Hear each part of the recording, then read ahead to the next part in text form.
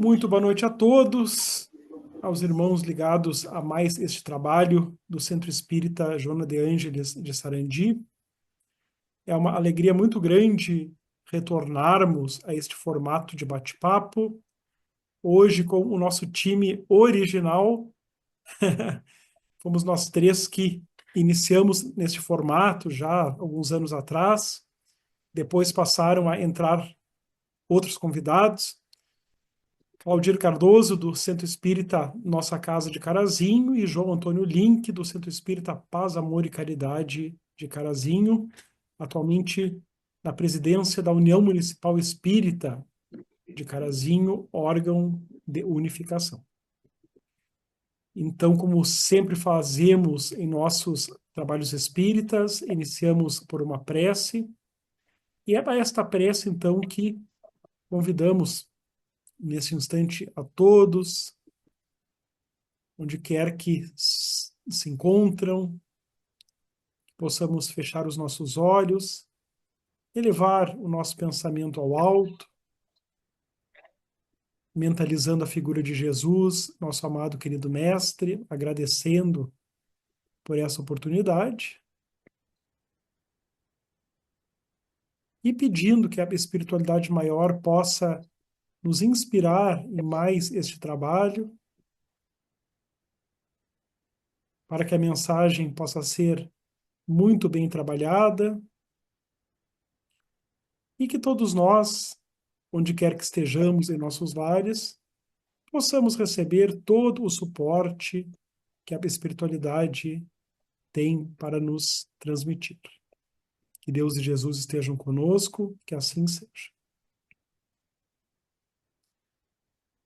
Muito boa noite novamente, eu sou João Paulo Cardoso, trabalhador do Centro Espírita Joana de Ângeles de Sarandi, e temos aqui conosco Claudir Cardoso e João Antônio Link, como brincamos antes, o nosso time original deste formato de bate-papo, já há alguns anos.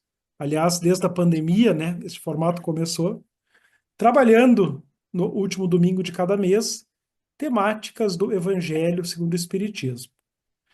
Então, hoje, dando continuidade ao estudo do capítulo 11 do Evangelho segundo o Espiritismo, amar ao próximo como a si mesmo, os itens 5 a 7, dai a César o que é de César. Iniciando, então, pela passagem evangélica, pelas passagens, na verdade, é uma parte tão importante que está, ao mesmo tempo, no Evangelho de Mateus e no Evangelho de Marcos, onde consta o seguinte: os fariseus, tendo se retirado, entenderam-se entre si para enredá-lo com as suas próprias palavras. Mandaram então seus discípulos, em companhia dos herodianos, dizer-lhe: Mestre, sabemos que és veraz e que ensinas o caminho de Deus pela verdade, sem levares em conta a quem quer quem seja, porque nos homens não considera as pessoas. Dize-nos, pois, qual a tua opinião sobre isto? É-nos permitido pagar ou deixar de pagar a César o tributo?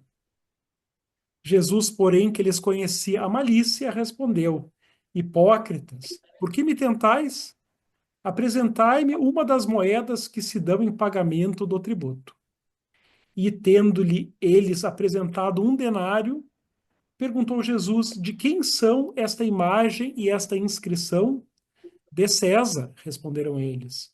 Então observou-lhes Jesus: Dai, pois, a César o que é de César e a Deus o que é de Deus.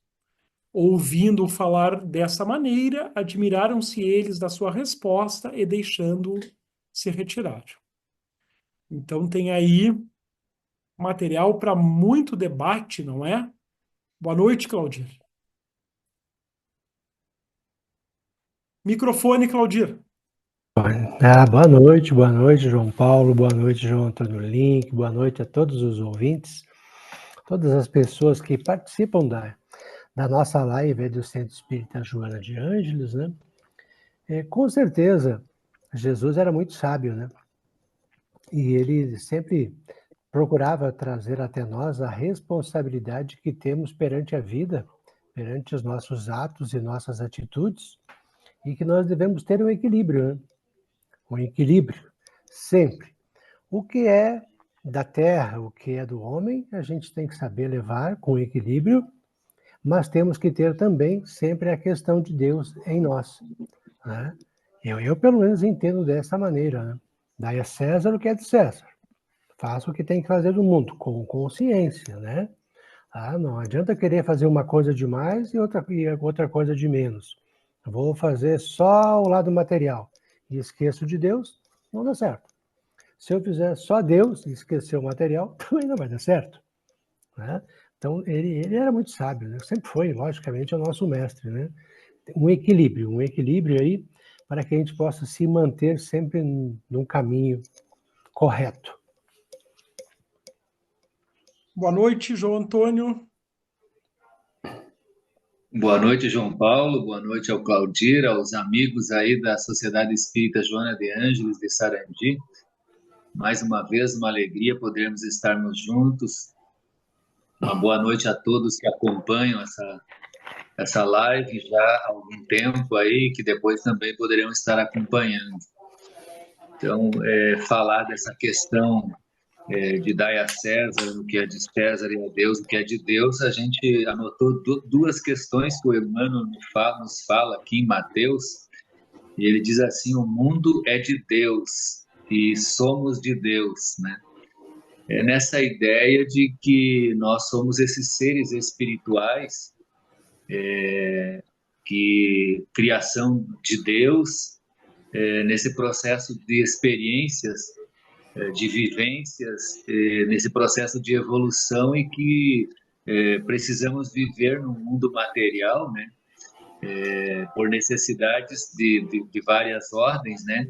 E logicamente que quando a gente está vivendo num local, a gente precisa estar adequado a esse local, né? Precisa se habituar a esse local e conviver conforme as necessidades desse lugar. Então, acho que é dentro dessa característica aí, da aplicação de uma justiça perante as questões dos homens, da vivência no planeta Terra, né?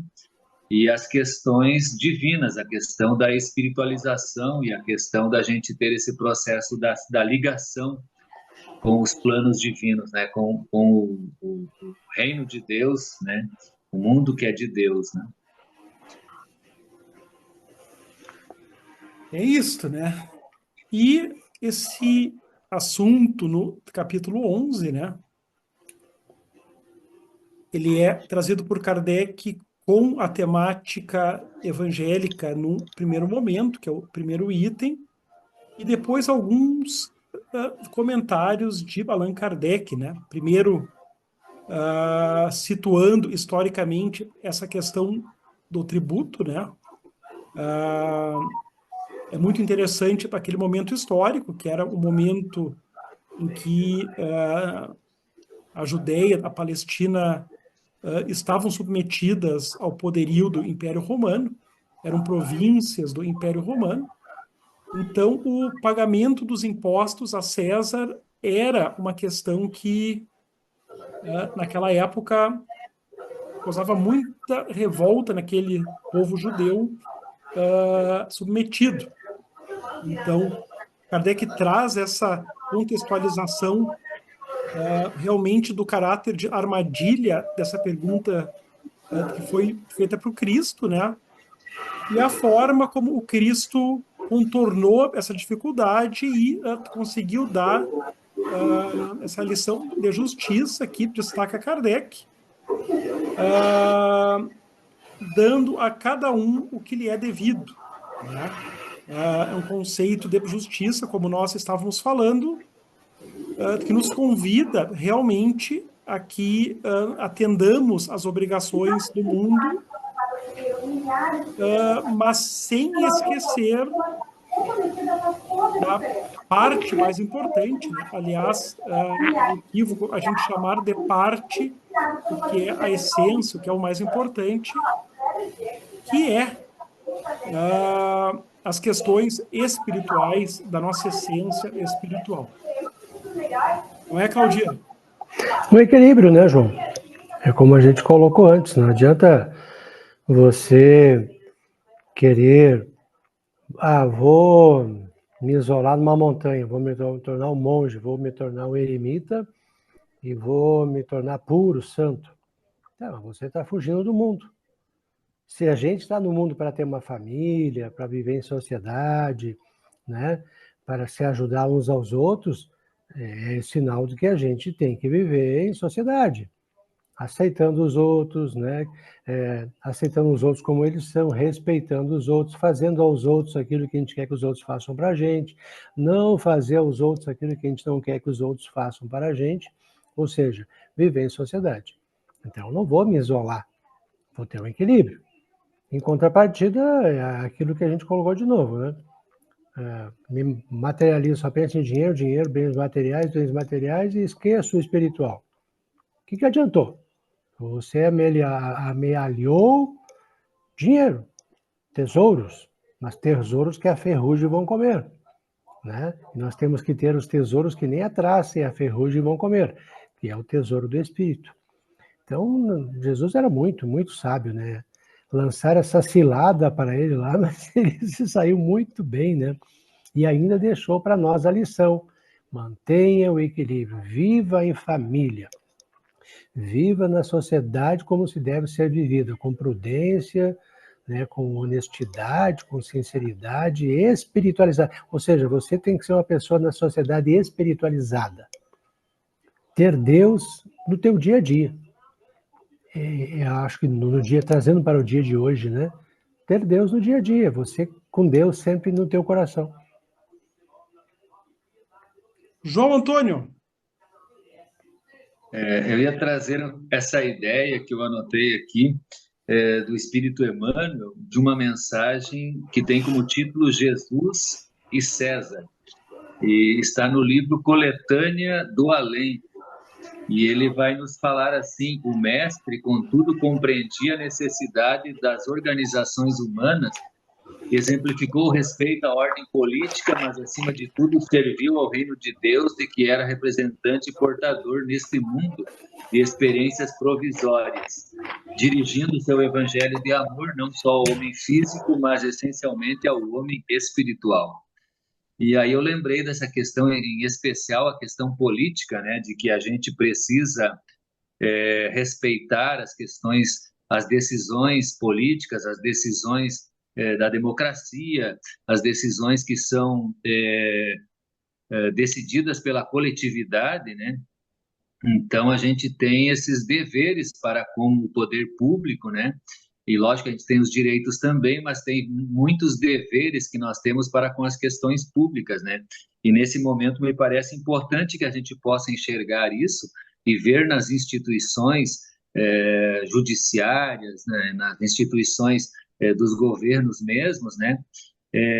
Essa questão de que as leis precisam ser respeitadas, né? E que nós precisamos nos adequar às questões governamentais, enfim, às normas, às questões das leis que são estabelecidas por cada país, pelas suas decisões coletivas, né?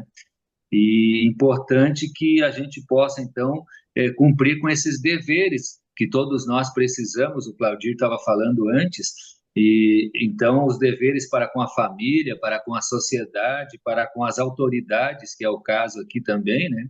E também para com cada indivíduo, né? Então a gente precisa dar a César nesse sentido de que todas as organizações humanas elas têm as suas leis, as suas normas, né? E nós precisamos cumprir com esses deveres, né? Logicamente que o Emmanuel vai falar aqui nessa questão essencial que é o homem espiritual, né? A gente precisa dar uma atenção para essa questão da vivência do Evangelho e das leis divinas, e até a gente comenta que as leis dos homens deveriam seguir as leis divinas, né? Elas deveriam se adequar às leis divinas. Se fizesse isso, a sociedade viveria em harmonia, né? E num processo muito melhor, né? Perfeito. Vamos ver então o que o codificador nos traz aí, agregando nessa reflexão. Ele nos diz ali no item 7, esta sentença, dai a César o que é de César, não deve, entretanto, ser entendida de modo restritivo e absoluto. Como em todos os ensinos de Jesus, há nela um princípio geral, resumido sob a forma prática e usual e deduzido de uma circunstância particular. Esse princípio é consequente daquele segundo o qual devemos proceder para com os outros, como queiramos que os outros procedam para conosco.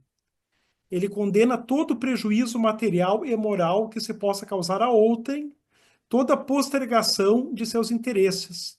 Prescreve o respeito aos direitos de cada um, como cada um deseja que se respeitem os seus. Estende-se mesmo aos deveres contraídos para com a família, a sociedade, a autoridade, tanto quanto para com os indivíduos em geral. E é verdade, neste momento histórico especificamente, né, nós vemos muita contestação à utilização das redes sociais realmente para contestar fundamentos, contestar normas jurídicas, contestar, enfim, posicionamentos, gerando, nós estávamos comentando antes, uma certa insegurança mundial em muitos aspectos, né? Então, essa própria questão do que é o direito de cada um e do que é cabível a cada um, ela vem sendo, nesses últimos tempos, muito questionada, né? E consequências aí no mundo nós temos visto aparecer, né? Com essas guerras, por exemplo, baseadas em argumentos falaciosos, né? Então, realmente é um período que nos convida a uma reflexão muito profunda para entender realmente o que é de César e o que é de Deus, né? Porque a regra que surge disso, que é esta regra de só se proceder para como o próximo, da forma como gostaríamos que fosse procedido para conosco, e não proceder com relação ao próximo como não se gostaria que fosse procedido para si, né? Ela é o grande guia de justiça, não somente do ponto de vista pessoal, mas do ponto de vista coletivo, né?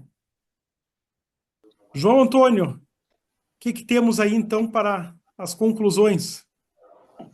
Nós vamos trazer então a mensagem, a parte final dessa mensagem do Emmanuel, que é Jesus e César, do livro Coletânea do Além, que ele vai nos dizer assim: na exemplificação do Cristo, o Espiritismo evangélico, na sua condição de cristianismo redivivo, deve procurar as suas diretrizes edificantes no terreno da nova fé.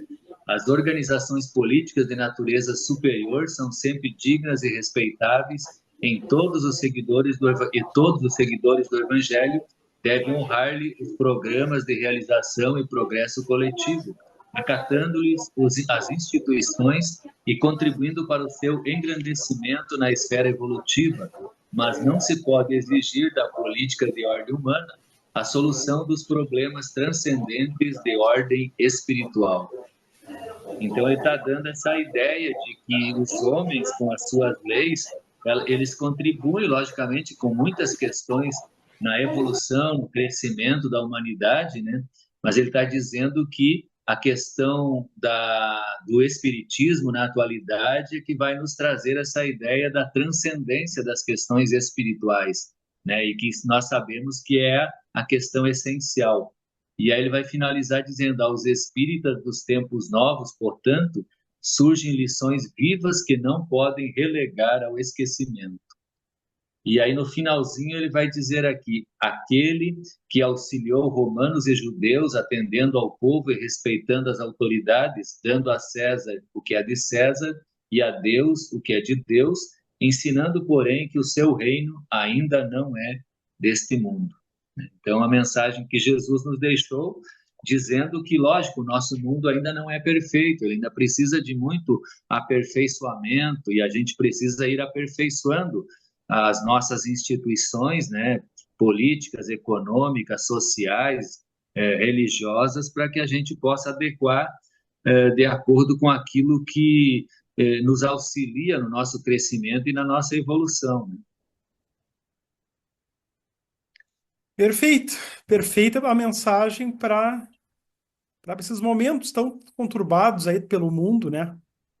Para a gente entender que realmente o reino de Deus ainda não é aqui, e nós é que vamos ter que ir, como estamos tentando, né?